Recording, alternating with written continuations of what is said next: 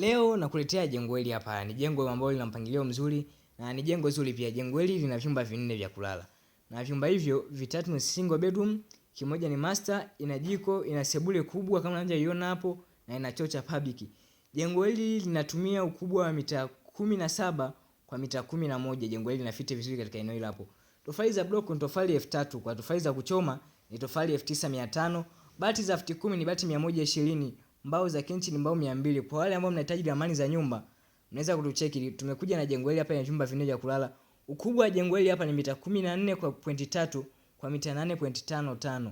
Kwa wale ambao mnahitaji ramani, mnaweza kutucheki. Tunasikiliza maoni yako kama mteja na kama mfuatiliaji wa channel zetu za YouTube na mitandao baadhi ya kijamii.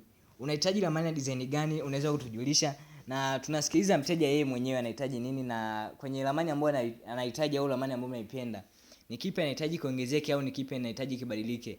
Jengo hili hapa ina muonekano mzuri. Muonekano wake ndo kama huu hapa ambao unaona hapa. Ni muonekano mzuri na ni muonekano wa kisasa zaidi. Kwa wale ambao mnahitaji ramani za nyumba, mnaweza kutucheck kupitia namba zetu za simu ziko hapo juu, na usisahau kushare, comment